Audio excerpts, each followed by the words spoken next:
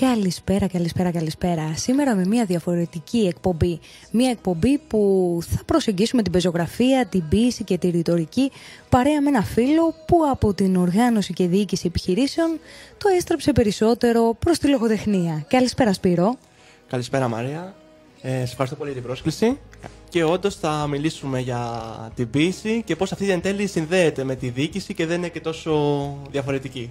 Ένα πολύ μεγάλο ταξίδι, ένα μεγάλο ταξίδι από την οργάνωση λοιπόν και διοίκηση επιχειρήσεων του Οικονομικού Πανεπιστημίου Αθηνών στα μεταπτυχιακά, στην Αυστριακή Σχολή του Πανεπιστημίου Rey Jean Carlos της Ισπανίας.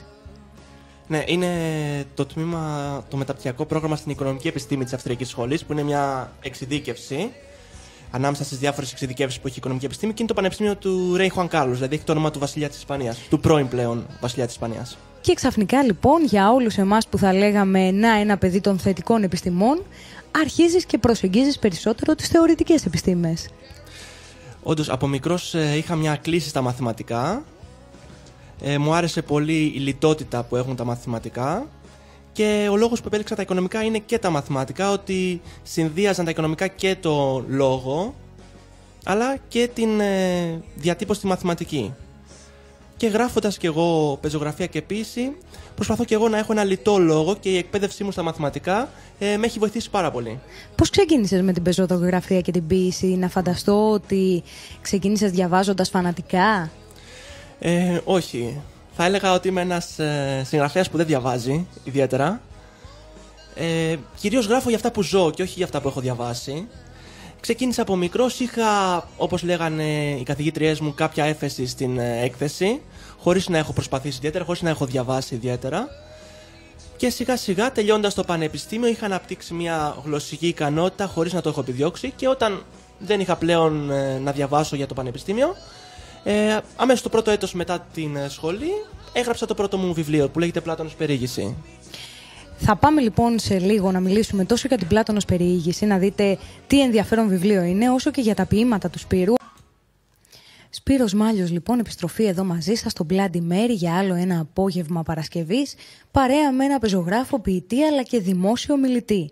Το πρώτο θέμα που θα θίξουμε είναι το πρώτο του βιβλίου, το Πλάτωνος Περιήγηση, και νομίζω ότι έχει ένα πάρα πολύ ενδιαφέρον θέμα, καθώς ο Πλάτωνας επιστρέφει στη ζωή και περιηγείται στην Αθήνα. Θες να μου πεις τα υπόλοιπα?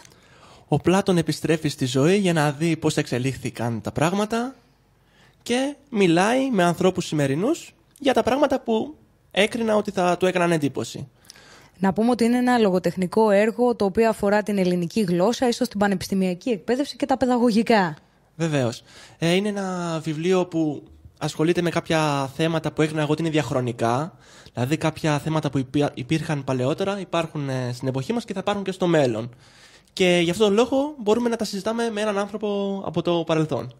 Τι κόσμο συναντάει στην περιήγησή του στην Αθήνα? Ο Πλάτων συναντάει τρεις ανθρώπους. Στην αρχή συναντάει έναν φοιτητή, ο οποίος εκείνη την ώρα μελετάει κάποια ξένη γλώσσα, το οποίο φαίνεται πολύ παράξενο στον Πλάτωνα, διότι στην αρχαιότητα δεν χρειαζόταν να γνωρίζουν ξένες γλώσσες.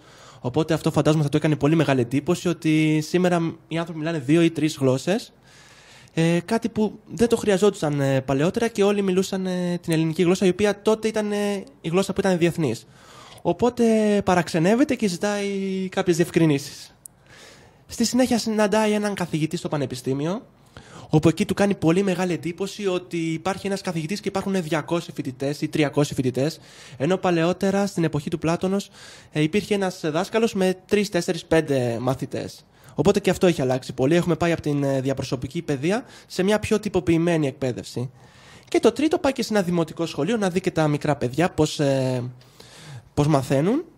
Και εκεί βλέπει ότι τα παιδιά κάνουν πάρα πολλά μαθήματα, ενώ παλαιότερα μάθαιναν 3 αντικείμενα, τη γλώσσα, την αριθμητική και τη μουσική.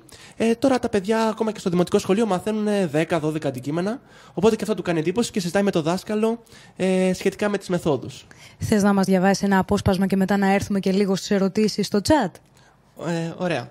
Λοιπόν, από την πρώτη ενότητα του βιβλίου, που είναι περί της ελληνικής γλώσσας, ο Πλάτων λοιπόν συζητάει για το πόσο σημαντική είναι η γλωσσική εξέλιξη. Δηλαδή, ένας δημιουργός, όσο μεγάλος κι αν είναι, πατάει πάνω στους προηγούμενους. Και αυτό μας λέει απόσπασμα αυτό, ότι ακόμα και κάποιος πολύ σπουδαίος δημιουργός όπως ο Πλάτων βρήκε κάποια γλωσσικά εργαλεία έτοιμα από τους προηγούμενους. Και αυτό, όσοι είναι δημιουργοί, δεν πρέπει να το ξεχνούμε, ότι μπορεί εμείς να έχουμε δημιουργήσει κάτι καινούριο, αλλά πάντα αξιοποιούμε τα επιτεύγματα των προγενεστέρων.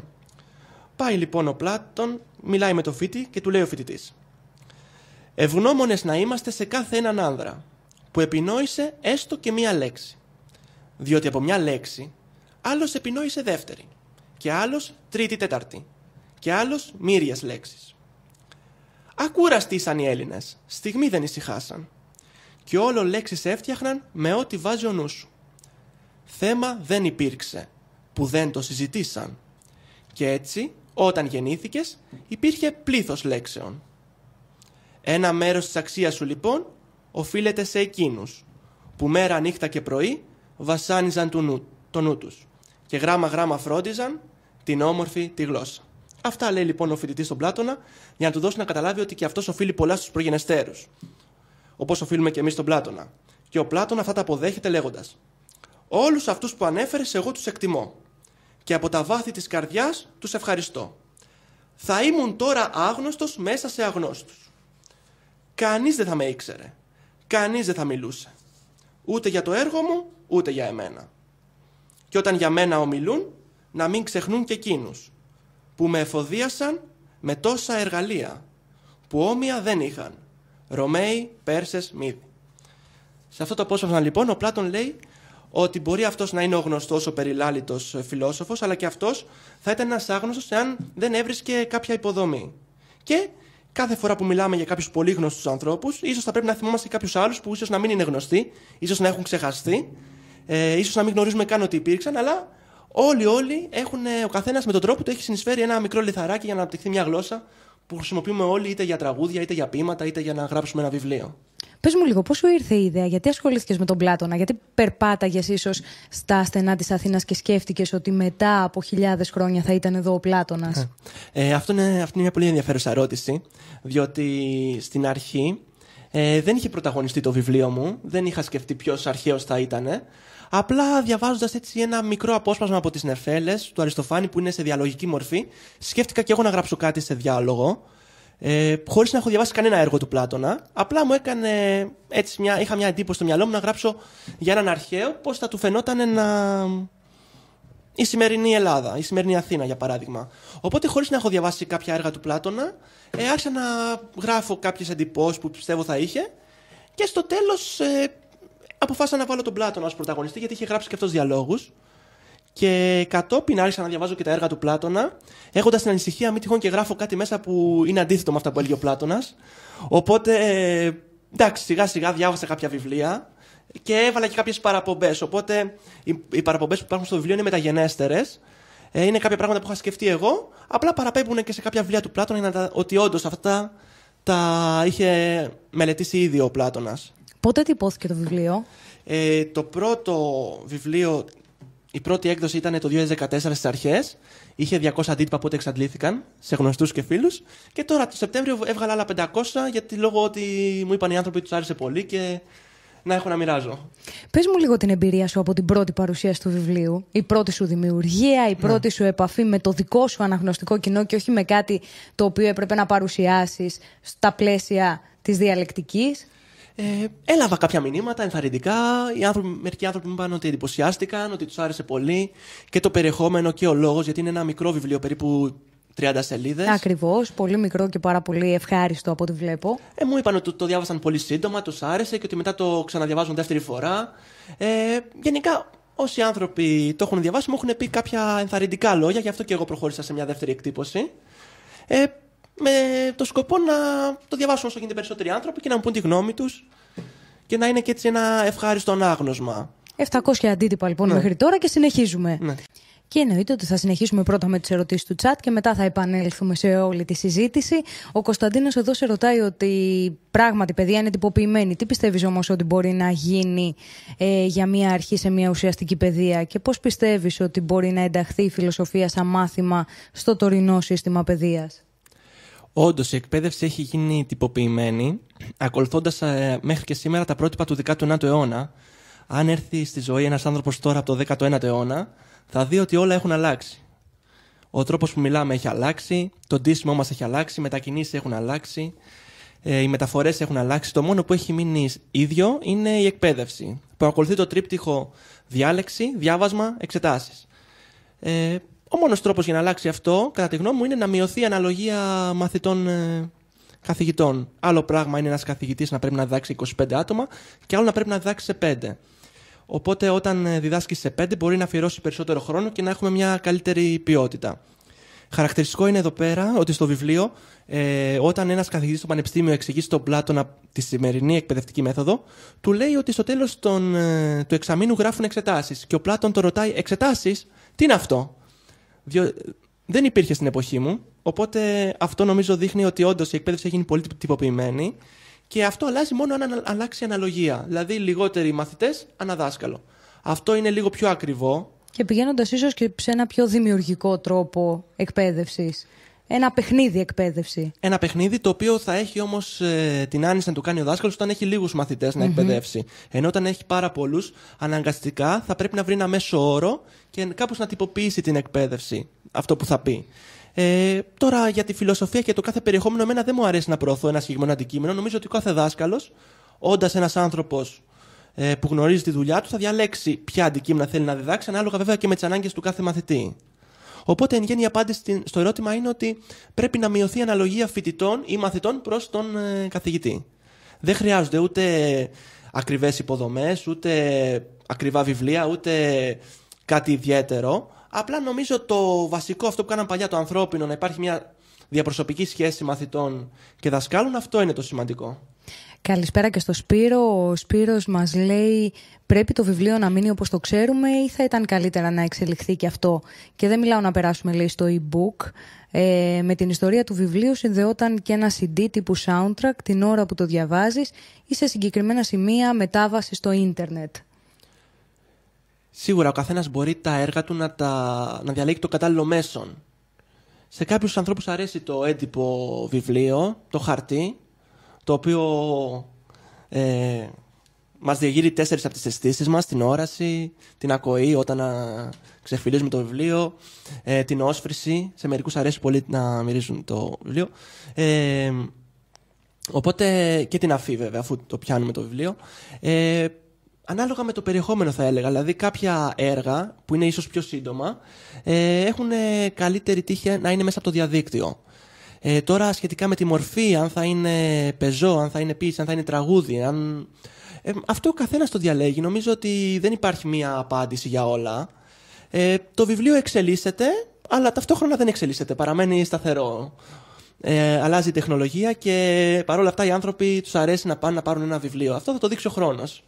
Η αγορά βέβαια έχει αλλάξει, το ξέρεις, το ξέρω πολύ καλά, και η εκδοτική οίκη και όλη αυτή η διαδικασία. Εσύ ως νέος δημιουργός θα έλεγα, πώς τη βλέπεις αυτή την κατάσταση που επικρατεί σήμερα?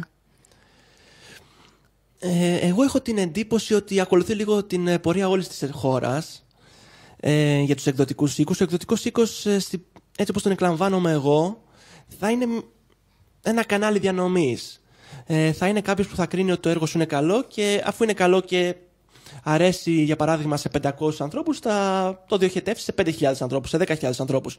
Αυτή είναι η ουσία του εκδοτικού οίκου. Ο εκδοτικός οίκος δεν είναι μια επιχείρηση εκτυπωτική να σου τυπώσει το βιβλίο. Είναι αυτός που θα πάρει το προϊόν σου, θα πάρει ή μάλλον θα πάρει το βιβλίο σου και θα το κάνει προϊόν. Δηλαδή θα το κάνει προσβάσιμο σε ανθρώπους που δεν σε γνωρίζουν. Είναι μια πρόκληση αυτή για τους εκδοτικούς οίκους, ποιοι θα προσαρμοστούν στις νέες συνθήκες, ποιοι όντως έχουν να προσφέρουν αξία σε έναν συγγραφέα και ποιοι είναι και οι καλοί συνεργάτες, με ποιους δηλαδή μπορείς να εμπιστευτείς ότι όντως να αποφεληθούν και οι δύο. Πεζογράφος, ποιητής και δημόσιος ομιλητής. Θες λίγο για τον περισσότερο κόσμο που δεν ξέρει να μου πεις αυτό το κομμάτι της δημόσιας ομιλίας, πώς έρχεται, όχι τόσο στην αγορά εργασίας, αλλά πώς έρχεται σαν ένα νέο είδος στην Ελλάδα? Η εκπαίδευσή μας βασίζεται στο γραπτό λόγο. Έτσι και εγώ Ήμουνα κάπως καλός στον γραπτό λόγο, έγραφα ωραία, έγραψα καλά και στις εξετάσεις, μπήκα στο πανεπιστήμιο, τελείωσα το πανεπιστήμιο με καλό βαθμό.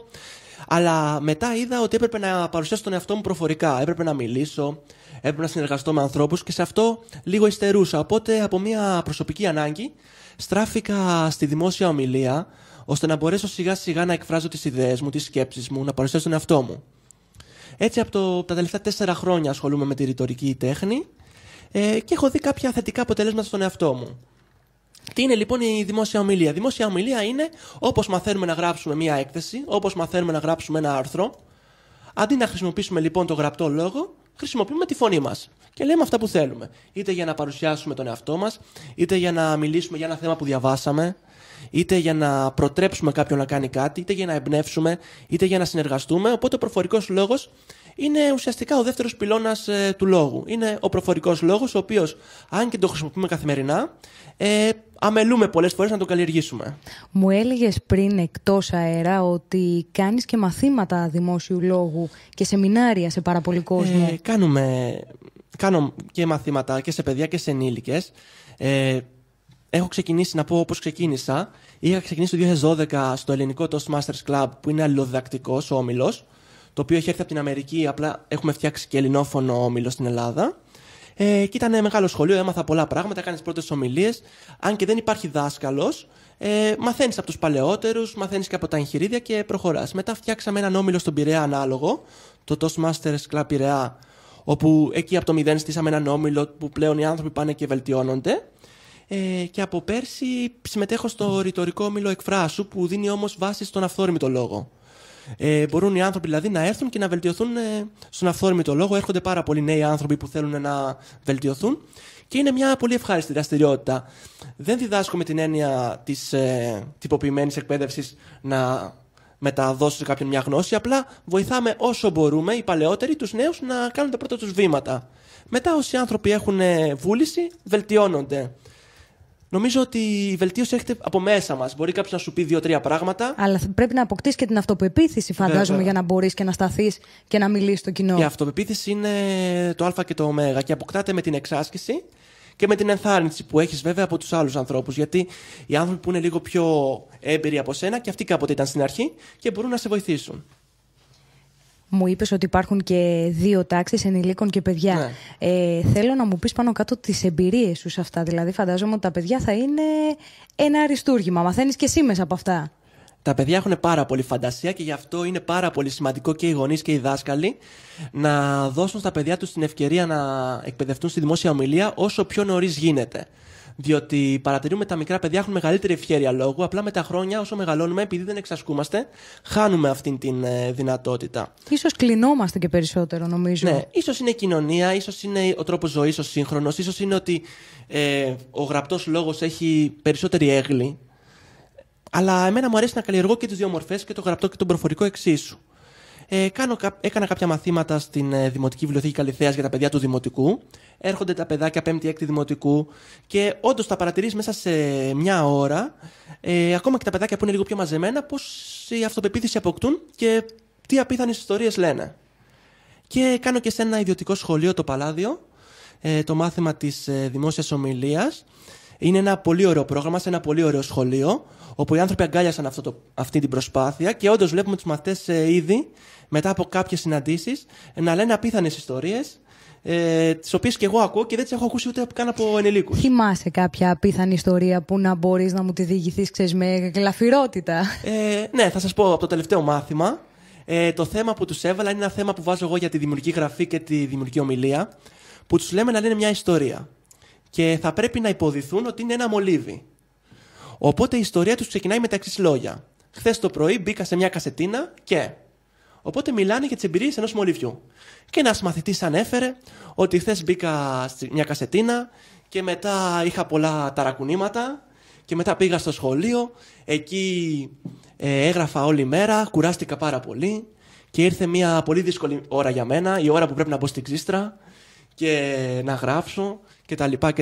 Μετά έλεγε ότι έσπασε η μύτη μου, οπότε έκανε μια παρομοίωση με τους ανθρώπους. Και στο τέλος είπε αυτός ο μαθητής ότι επειδή την αυριανή μέρα το παιδί που με έχει θα γράψει έκθεση, πρέπει να κοιμηθώ καλά. Οπότε για να ξεκουραστώ και να προλάβω να γράψω. Έχουν όμως έναν αυθορμητισμό και ακούμε πάρα πολλά πράγματα και τα παιδιά με τον καιρό, μετά τις πρώτες ομιλίες, αποκτούν και αυτοπεποίθηση και οριμάζουν και κρατάνε και σημειώσεις, οπότε βελτιώνονται πάρα πολύ.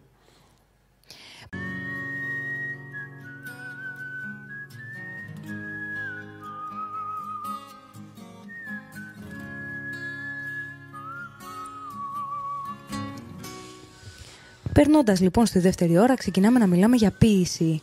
Και αφού πέρασες στο κομμάτι του πεζού λόγου, πώς αποφάσισες να ασχοληθείς με την ποίηση? Όντως, εγώ ξεκίνησα ως πεζογράφος και συνεχίζω να γράφω πεζογραφήματα. Επίσημα ξεκίνησα να γράφω ποίηση το 2014, την Άνοιξη, αλλά μετά, καθώς σκεφτόμουν λίγο, είδα ότι έχω γράψει κάποια ποίηματα πιο πριν, αλλά πολύ λίγα. Η ποίηση μου άρεσε γιατί είναι πιο λιτός λόγος, πιο συμπυκνωμένος. Γενικά, όσο περνάνε τα χρόνια και διαβάζεις περισσότερα, είναι πιο δύσκολο. Το είδες ίσως και σαν ένα παιχνίδι με το λόγο. Σίγουρα. Εμένα, επειδή μου αρέσει πολύ ο λόγος, και ο γραπτός και ο προφορικός, βρήκα στην ποίηση μια διέξοδο να γράφω αυτά που θέλω λίγο πιο σύντομα. Γιατί και οι άνθρωποι, επειδή έχουμε αυτή την εποχή πάρα πολλά βιβλία, όλοι γράφουνε. Είναι πολύ δύσκολο ουσιαστικά να προσεγγίσεις κάποιον αναγνώστη, οπότε με ένα λιτό λόγο μέσα σε 10 γραμμές, αν μπορείς να πεις ένα νόημα, νομίζω ότι είναι και μια διανοητική πρόκληση για μένα. Αυτό που θέλω να το πω όσο γίνεται με λιγότερα λόγια. Άρα, αν προσέγγιζες με μία φράση ή μία λέξη την πίεσή σου, θα ήταν? Λιτή. Θα έλεγα ότι είναι λιτή. Γενικά μου αρέσει και στο πεζόλογο να είναι λιτός ο λόγος, αλλά και στην ποίηση. Ενώ δεν είχα ποτέ σκοπό να γίνω ποιητής, ούτε διάβαζα ποίηση, ούτε διαβάζω ποίηση. Σε σχέση με αυτά που έχω ζήσει και σχέση με αυτά που βλέπω, μου άρεσε έτσι να διατυπώσω κάποια πράγματα πιο συνοπτικά, πιο αφαιρετικά θα έλεγα. Τι θέματα προσεγγίζεις περισσότερο, ποια θέματα μάλλον σε αγγίζουν τα περισσότερο? Τα θέματα είναι δύο ειδών, είτε είναι τα προβλήματα της ζωής, ειδικά αυτά που αντιμετωπίζουν νέοι άνθρωποι, οπότε τα ποίηματα αυτά έχουν σχέση με την επιτυχία, την αποτυχία, τα νιάτα, την προσπάθεια, και μετά έχουμε και τα ερωτικά ποίηματα που και αυτά μιλάνε για τα διάφορα συναισθήματα που νιώθουμε, αλλά αυτοί οι δύο πυλώνες κατά μία έννοια είναι ο ίδιος, διότι είναι ουσιαστικά τα ζητήματα της ζωής, πώς προσπαθούμε, πώς μπορούμε να κάνουμε κάποια πράγματα. Θες να μου πεις ίσως ένα από αυτά για αρχή, ώστε να μπορούμε να κάνουμε και ένα διάλογο μετά με τους ακροατές? Ωραία. Να πούμε ένα ποίημα να ξεκινήσουμε από την αγάπη. Να πούμε το ποίημα «Αν πραγματικά αγαπάς». Αν πραγματικά αγαπάς, δεν πρέπει να φοβηθείς πως τάχα θα πληγωθείς, πως τάχα θα σε περιγελάσουν. Και άτεχνος ως είσαι, άτεχνα δείξε την αγάπη σου. Από τον πιο επιδέξιο άτολμο, καλύτερος θα είσαι. Απλά, λιτά και αφαιρετικά, μιλώντας για την αγάπη. Έτσι, αυτό το ποίημα μιλάει για την αγάπη, αλλά ταυτόχρονα μιλάει και για τη ζωή μας. Δηλαδή, μπορεί να σου αρέσει κάτι, μια δραστηριότητα, και να νομίζει ότι δεν είσαι καλός, αλλά μπορείς να κάνεις τα πρώτα σου βήματα και να μην σε ενδιαφέρει τόσο πολύ η γνώμη των άλλων και να προσπαθήσεις. Γιατί ακόμα και δεν τα καταφέρεις καλά, θα είναι καλύτερα από το να μην προσπαθήσεις καθόλου. Έχω δει ότι σε κάποια από τα ποίηματά σου χρησιμοποιείς και την καθαρεύουσα. Πώς και έτσι? Αυτό όντως είναι ένα ερώτημα, γιατί δεν με έχει διδάξει κανείς. Απλά από μικρό παιδί, βλέποντας κάποιες ανακοινώσεις, βλέποντας κάποιες αναρτήσεις, ίσως σε μια βιβλιοθήκη, μου άρεσε μια γλώσσα που, έτσι όπως την καταλάβαινα μικρός, είναι μια γλώσσα που δεν είναι αρχαία, αλλά μοιάζει με την αρχαία. Και έτσι και εγώ μόνος μου, χωρίς να έχω κάποιον δάσκαλο, έκατσα και μελέτησα κάποια κείμενα σε πιο αρχαΐζουσα γλώσσα. Και έτσι προσπαθώ να βρω μια ισορροπία. Μου αρέσει να έχω έτσι μια σφαιρική προσέγγιση της γλώσσας μας. Να μην επηρεάζουμε μόνο από την επίσημη γλώσσα, αυτή που έχει ορίσει το κράτος για τις δραστηριότητες του. Μια διαχρονική προσέγγιση της γλώσσας, ό,τι είναι κατανοητό, είτε είναι αρχαΐζον είτε όχι, να εντάσσεται στο λόγο. Όπως επίσης και πολλές λαϊκές λέξεις που συνήθως αποφεύγουμε στην καθώς πρέπει γλώσσα, και αυτές είναι μέρος της γλώσσας μας. Οπότε δεν μου αρέσει ούτε να διώχνω τις λαϊκές λέξεις επειδή είναι λαϊκές, ούτε τις λόγιες επειδή είναι λόγιες. Πόσα ποίηματα έχεις βάλει σε αυτή την ποιητική συλλογή? Στην πρώτη ποιητική συλλογή είναι 12 ποίηματα. 12 ποίηματα, με πόσες παρουσιάσεις μέχρι τώρα, σε πόσους έχεις δώσει τα ποίηματα? Τώρα νομίζω μαζί με τις παρουσιάσεις μπορεί να έχω φτάσει σε 250 άτομα. Αλλά είναι και πρόσφατο. Αυτά είναι ούτε μισό χρόνο δεν έχουν που έχουν βγει. Πες μου πόσο χρήσιμο σου έχει φανεί όλο αυτό το κομμάτι των social media στην προώθηση της δουλειάς σου. Σίγουρα είναι πολύ σημαντικό. Ουσιαστικά από τότε που παλαιότερα υπήρχαν 10 κανάλια ή 10 εφημερίδες, τώρα ο καθένας έχει μια δική του εφημερίδα, ο καθένας έχει ένα δικό του κανάλι και έχει τους δικούς του αναγνώστες που μπορεί να μην είναι πάρα πολύ αριθμητικά, αλλά είναι οι άνθρωποι που τον νοιάζονται, που ενδιαφέρονται.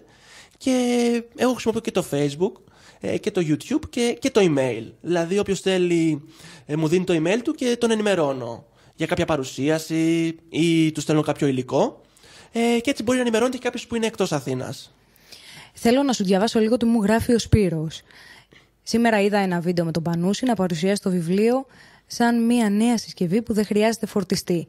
Πολύ στοχευμένο βίντεο. Μήπως οι συγγραφείς πρέπει να βρουν και τρόπους παρουσίασης του βιβλίου τους διαφορετικούς από αυτούς που συνηθίζαμε μέχρι σήμερα, για να προσεγγίσουν περισσότερους και νέους αναγνώστες.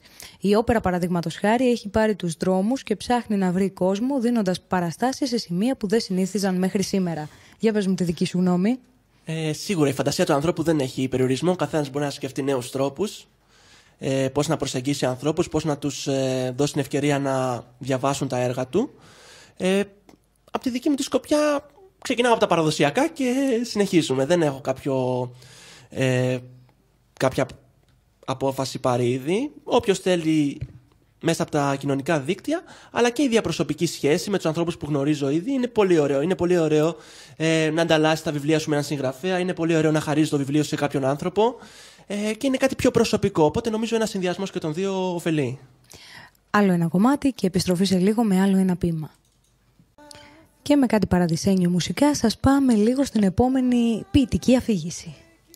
Ωραία, να πούμε το ποίημα «Στη Ρώμη όταν επήγα», που βασίζεται στο ρητό «Στη Ρώμη να συμπεριφέρεις όπως οι Ρωμαίοι» και αφορά τους νέους οι οποίοι ξεκινάνε τη ζωή τους και ξεκινάνε να εργάζονται και θα πρέπει στην αρχή λίγο να προσαρμοστούν, αλλά μετά σιγά σιγά μπορούν να δείξουν και τον εαυτό τους.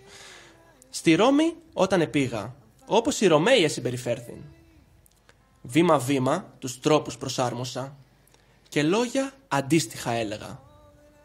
Να με αποδεχτούν και να ανέλθω, προσέχοντας σχέδιο να καταστρώσω.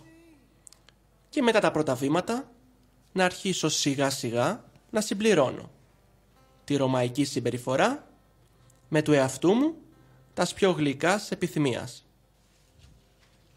Τέλεια. Θα κάνω ένα μικρό διάλειμμα να σου ζητήσω να μου απαντήσεις σε αυτό που μου ρώτησε ο Κωνσταντίνος εδώ και μετά συνεχίσουμε με άλλο ένα. Λέει ο Κωνσταντίνος ότι η πλειοψηφία των συζητήσεων περί ρητορικής καταλήγει στο ότι αυτή χρησιμοποιείται για σκοπούς εντυπωσιασμούς και δημαγωγίας. Τι πιστεύετε ότι οδηγεί σε αυτό το συμπέρασμα? Ως εκπαιδευτής ρητορικής δεν είναι η δουλειά μου να ασχολούμαι με το ηθικό κομμάτι, το πώς χρησιμοποιεί ο καθένας τη ρητορική. Όπως και ο δάσκαλος του καράτε δεν ελέγχει τους μαθητές του τι κάνουν έξω από το μάθημα. Αυτό που διδάσκουμε πρώτα απ' όλα, ειδικά στα εισαγωγικά μαθήματα, είναι η ευγλωτία. Δηλαδή κάποιος αυτό που θέλει να πει, είτε είναι καλό ή κακό ή όπως θέλουμε να το χαρακτηρίσουμε, να μπορεί να το πει με τρόπο για να το καταλάβουμε. Διότι πολλές φορές ακούμε ανθρώπους να μιλάμε και δεν καταλαβαίνουν τι λένε. Τώρα από τη στιγμή κάποιος που θέλει να γίνει κακός ή οποιοδήποτε μπορεί να το κάνει και μόνος του, δεν χρειάζεται βοήθεια. Νομίζω η ρητορική σαν τέχνη όντως μπορεί κάποιος να πει ότι συνδέεται με προσπάθεια εντυπωσιασμού ή οτιδήποτε. Αλλά η ρητορική είναι η τέχνη της ευγλωτίας. Τώρα πώς θα τη χρησιμοποιήσει ο καθένας είναι δικό του θέμα. Αλλά μαθαίνοντας ρητορική, μαθαίνουμε κιόλας όχι μόνο να μιλάμε εμείς οι ίδιοι, αλλά μαθαίνουμε να αναλύουμε και τα επιχειρήματα της άλλης πλευράς, οπότε να μπορέσουμε να κρίνουμε ποια επιχειρήματα είναι ορθά και ποια να τα απορρίψουμε. Μου έχεις πει ότι διαβάζεις, ότι δεν διάβαζες φανατικά, ναι. Δεν είσαι από τους φανατικούς βιβλιοφάγους. Όμως φαντάζομαι ότι κάποιοι συγγραφείς είναι αυτοί που μπορεί και να σε ενέπνευσαν. Ποιος μπορεί να είναι αυτός? Σίγουρα υπάρχουν κάποιοι συγγραφείς που με έχουν εμπνεύσει τα τελευταία χρόνια, κάποιοι δημιουργοί. Ο Εμμανουήλ Ροΐδης μου αρέσει πάρα πολύ, ο πεζογράφος του 19ου αιώνα. Πάρα πολύ έξυπνος άνθρωπος και πολύ δημιουργική γραφή είχε. Ο ποιητής μας, ο Κωνσταντίνος Καβάφης, βέβαια, με το δικό του τρόπο με έχει εμπνεύσει. Και επειδή πολλοί μου έχουν πει ότι τα ποίηματά μου τους θυμίζουν τα ποίηματα του Καβάφη, μπορώ να πω ότι εγώ έχουμε μια κοινή βάση με τον Καβάφη. Μας αρέσει πάρα πολύ η ελληνική γραμματεία, η αρχαία. Και εκεί είναι η πρώτη αρχή της όποιας ομοιότητας υπάρχει. Από τον Καβάφη μου άρεσε πάρα πολύ η θεματολογία. Το ότι έμαθα από τον Καβάφη ότι τα ποίηματα δεν είναι μόνο για το περιβάλλον ή για την φύση ή για μεγάλα θέματα, αλλά μπορεί να είναι και για μικρά καθημερινά ζητήματα. Οπότε σίγουρα και ο Καβάφης είναι ένας δάσκαλός μου. Και βέβαια μου αρέσει πολύ και το ελληνικό τραγούδι. Ακούω τα ελληνικά, τα λαϊκά τραγούδια πάρα πολύ. Μερικά έχουν πολύ ωραίο στίχο. Δηλαδή κατ' ουσίαν είναι και αυτά ποίηματα, απλά είναι μελοποιημένα. Είσαι και Ισπανόφωνος, όπως είπαμε, έκανες μεταπτυχιακό στην Ισπανία και ασχολείσαι και με κάτι που αφορά την Ισπανία. Ναι, μου αρέσει η ισπανική γλώσσα, προσπαθώ να τη μάθω όσο γίνεται καλύτερα. Και με σκοπό αυτό. Ναι, έγραψα και ένα εγχειρίδιο που λέγεται Εισαγωγή στην Ισπανική γλώσσα. Είναι περίπου 120 σελίδες και είναι μια προσπάθειά μου να βοηθήσω τους ανθρώπους που θέλουν να ξεκινήσουν να μάθουν Ισπανικά από το μηδέν. Αλλά εκτός από αυτό, εκτός ότι συγκεντρώνει την ύλη για έναν αρχάριο, έχει και μια φιλοσοφική προσέγγιση των δύο γλωσσών, δηλαδή προσπαθώ σε κάθε κεφάλαιο να δείξω μια αναλογία της ελληνικής με την ισπανική γλώσσα, ώστε αυτό το οποίο βλέπουμε στην ξένη γλώσσα και μας κάνει εντύπωση, να συνειδητοποιήσουμε ότι υπάρχει και στη γλώσσα μας, απλά δεν το καταλαβαίνουμε επειδή τη θεωρούμε δεδομένη. Οπότε έκανα αυτή την προσπάθεια πρώτα για μένα να μαζέψω κάποια δεδομένα, κάποια ύλη για μένα, γιατί μελετούσα από 5 εγχειρίδια και δυσκολευόμουν να βρω το ένα ρήμα ή την άλλη έκφραση, οπότε τα μάζεψα όλα σε ένα βιβλίο. Και αφού το έκανα αυτό για τον εαυτό μου, είπα ότι αφού είναι έτοιμο μπορεί να βοηθήσει κάποιον άλλον άνθρωπο. Οπότε σύντομα, πριν το καλοκαίρι, ελπίζω θα γίνει και μια παρουσίαση αυτού του βιβλίου. Τέλεια. Εμείς θα μείνουμε συντονισμένοι, θα μας στέλνεις κιόλας ενημέρωση για το που γίνονται οι παρουσιάσεις, ώστε να μπορούμε να ενημερώσουμε και τους ακροατές. Βεβαίως. Είναι μια προσπάθεια που κάνω να βοηθήσω όσο γίνεται περισσότερους ανθρώπους να μάθουν Ισπανικά. Είναι μια πολύ ωραία γλώσσα και νομίζω αρέσει πάρα πολύ και στους Έλληνες. Εξαιρετικά. Και εγώ θα σου ευχηθώ να κάνεις πάντα τέτοια δημιουργικά πράγματα. Προσπαθούμε. Κάτσε να δούμε τι άλλο μου στέλνουν εδώ πέρα. Δώσε μου μισό. Ποια άλλα είδη τέχνη σε εμπνέουν και σου δημιουργούν έτσι το συναίσθημα να γράψεις? Μου είπες προηγουμένως για τη μουσική. Τι άλλο? Θέατρο, κινηματογράφος? Όχι ιδιαίτερα. Η μουσική μου αρέσει πάρα πολύ. Δηλαδή τα ελληνικά λαϊκά τραγούδια από το 90 και μετά μου αρέσουν πάρα πολύ. Και από εκεί και πέρα η καθημερινότητα. Αυτά που παρατηρώ, αυτά που βλέπω σε μένα, στους άλλους ανθρώπους. Αυτά με εμπνέουν Ένας πιο πολύ. ποιητικός ρεαλισμός δηλαδή. Ναι, η καθημερινότητα. Νομίζω ότι οι δυσκολίες, η ευτυχία, ας πούμε, η προσωρινή ευτυχία που μπορούμε να νιώθουμε, αυτή η εναλλαγή συναισθημάτων, αυτά νομίζω με εμπνέουν. Είναι πράγματα νομίζω που τα αποτυπώνεις στο χαρτί μετά από κάποιο καιρό, αλλά τα σκέφτεσαι πολύ χρόνο πριν αποφασίσεις να γράψεις. Δώσε μας και ένα τρίτο δείγμα. Ωραία. Να πούμε και ένα άλλο ποίημα το οποίο είναι από τα αγαπημένα μου και λέγεται Απέτυχα. Γιατί συνέχεια προσπαθούμε να επιδιώκουμε την επιτυχία. Όπως και εγώ είχα κάποιες επιτυχίες και μια φορά απέτυχα και ήταν όντως πρωτόγνωρη εμπειρία και επικοδομητική. Απέτυχα. Τι χαρά κι αυτή. Τις επιτυχίες ευαρέθην. Τα τετριμένα. Των επένων τις απονομές. Απέτυχα και ευτυχής αισθάνθην. Αν θα ξαναποτύχω δεν γιγνώσκω. Την χαρά απόλαυσα. Τα στιγμάς της ησυχίας. Μακριά από τον πολλών, τα περιτά έβγε. Τι άλλο θα σκεφτόσουν για το πιο μακροπρόθεσμο μέλλον? Εμένα ο στόχος μου είναι πραγματικά να βοηθήσω όσο μπορώ περισσότερα παιδιά να μάθουν να χρησιμοποιούν σωστά τη γλώσσα, να εκφράζονται και να τους μάθω όχι να γράφουν και να ομιλούν όπως εγώ, αλλά να μπορούν να αναπτύξουν τον εαυτό τους, δηλαδή να συνειδητοποιήσει το παιδί τις ικανότητές του. Αυτό είναι πολύ σημαντικό και χρειάζεται κάποιος άνθρωπος να έχει την ικανότητα να διακρίνει σε ένα παιδί ποιες είναι οι δεξιότητές του. Γι' αυτό και στα πρώτα μαθήματα πάντα αυτό που κάνω είναι να αναδεικνύω τις ικανότητες του παιδιού. Ποτέ δεν κάνω ούτε παρατηρήσεις ούτε προτάσεις. Μετά τα πρώτα 10 μαθήματα, 15, μπορούμε σιγά σιγά να κάνουμε και μία πρόταση για να ενισχύσει το παιδί αυτά που γνωρίζει ήδη. Και βέβαια θα μου άρεσε πολύ και στην Ελλάδα, όπως συμβαίνει και σε άλλες χώρες, να αναπτυχθεί και η διδασκαλία της ρητορικής. Σε διάφορα σχολεία, είτε είναι δημόσια είτε ιδιωτικά, να ενταχθεί στο πρόγραμμα ώστε τα παιδιά μαζί με τον γραπτό λόγο να καλλιεργούν και τον προφορικό. Αυτό ήδη το έχω ξεκινήσει μόνος μου, χωρίς καμιά βοήθεια από κανέναν. Και γι' αυτό είσαι και αξιέπαινος κιόλας. Και καλό είναι, σας προτρέπω να το παρακολουθείτε. Και ήδη υπάρχουν τα πρώτα θετικά δείγματα. Υπάρχει ενδιαφέρον από τους ανθρώπους και από τα σχολεία και από φορείς. Απλά δεν το γνωρίζουν στην Ελλάδα. Δεν το γνωρίζουν ότι μπορεί κάποιος να γίνει καλύτερος ομιλητής. Γιατί νομίζουν πολλοί άνθρωποι ότι είναι θέμα ταλέντου, είναι θέμα χαρίσματος. Ότι κάποιοι μιλάνε καλά. Είναι αυτό που λέμε το έχουν. Κάποιοι το έχουν όντως, αλλά όλοι μας, ανεξάρτητα από το πόσο καλοί είμαστε ή όχι, εάν εξασκηθούμε, μπορούμε μετά από 10-15 ημέρες να δούμε πολύ σημαντική αλλαγή πάνω μας. Και δεν χρειάζεται να γίνουμε άριστοι ομιλητές, αρκεί να γίνουμε επαρκείς. Αυτό είναι ένα δίδαγμα που παίρνουμε από τον Γοργία, τον αρχαίο ρήτορα και ρητοροδιδάσκαλο, ο οποίος ήταν ο πρώτος, όπως μας παραδίδεται, ο οποίος ισχυρίστηκε ότι η ρητορική διδάσκεται. Δεν είναι θέμα χαρίσματος. Διδάσκεται. Μπορούμε να βελτιωθούμε εξασκούμενοι και παρατηρώντας καλούς ομιλητές. Οπότε ευελπιστώ και στην Ελλάδα να διαδοθεί αυτή η τέχνη, η οποία άλλωστε από εδώ ξεκίνησε. Αλλά είμαι αισιόδοξη, γιατί στην Ελλάδα μας αρέσουν πολύ τα λόγια. Αυτό είναι αλήθεια. Αυτό είναι αλήθεια. Και κάπως έτσι φτάνουμε προς την αποφώνηση. Περάσανε 2 ωρίτσες χωρίς να το καταλάβω. Ελπίζω να πέρασεις και εσύ καλά. Βεβαίως και εγώ πέρασα πάρα πολύ ωραία και σε ευχαριστώ πολύ για την πρόσκληση. Εγώ ευχαριστώ όλους τους ακροατές για τις ερωτήσεις τους και για την δραστηριότητα του σήμερα στο chat και στα social media του σταθμού. Σπύρο, και πάλι σε ευχαριστώ πάρα πολύ για την παρέα σου. Και εγώ σε ευχαριστώ πάρα πολύ και εύχομαι καλή επιτυχία στο σταθμό. Να σε καλά. Το παρακολουθώ γιατί μου αρέσουν έτσι οι πρωτοβουλίες νέων ανθρώπων να στηρίζονται στις δικές τους δυνάμεις και να κάνουν κάτι καινούριο, το οποίο θα εξελιχθεί κιόλας, αξιοποιώντας και την τεχνολογία αλλά και έχοντας και καλές εκπομπές. Αυτή είναι η σωστή φιλοσοφία.